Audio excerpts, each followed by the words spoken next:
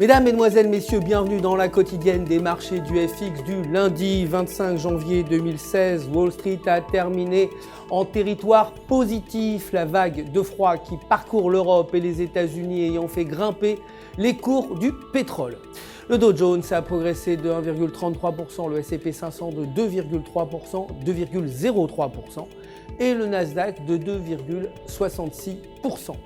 Le dollar américain a gagné du terrain par rapport aux devises majeures après la publication de chiffres révélant que les ventes de logements anciens avaient augmenté de 14,7% aux États-Unis pour atteindre 5,46 millions d'unités en décembre. Aucun indicateur économique ne sera publié aujourd'hui. L'or s'est légèrement inscrit en hausse pour clôturer à 1098 $ l'once. Les futurs sur le baril de brut ont bondi de plus de 9% vendredi après avoir flirté avec leur plus bas niveau depuis 12 ans, les spéculateurs ayant choisi de liquider leur position baissière après les remous provoqués sur les marchés par les déclarations du président d'une compagnie pétrolière saoudienne contrôlée par l'État selon lesquelles les cours mondiaux du pétrole ne pourraient pas baisser davantage. L'euro a accusé un net repli face au dollar, clôturant sous 1,08 pour la première fois depuis plus de 2 semaines. Selon le graphique de 1 heure, la paire se situe sous la ligne de tendance baissière avec un indicateur RSI inférieur à 50. Si cette dynamique se poursuit, la paire pourrait retomber aux alentours de 1,0750.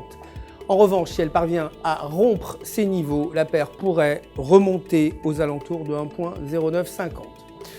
L'indice du climat des affaires allemand IFO devrait atteindre 108,50 points contre 108,70 précédemment. La livre sterling s'est légèrement dépréciée face au dollar pour clôturer 1,4265. Techniquement, selon le graphique de 4 heures, la paire a franchi la ligne de tendance baissière et avec l'indicateur MACD au-dessus des zéros, une hausse vers 1,4350 est attendue. Si elle parvient à franchir la ligne de tendance baissière, la dynamique pourrait s'inverser et faire chuter la paire autour de 1,4100.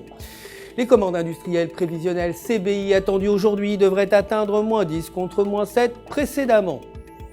C'est la fin du flash. Merci de nous avoir suivis. Je vous retrouve demain matin avec plaisir pour les prochaines actualités des marchés. D'ici là, restez avec nous sur www.ufx.com pour tous vos besoins de trading.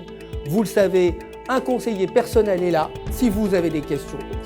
Tout UFX joint à moi pour vous souhaiter une excellente journée de trading.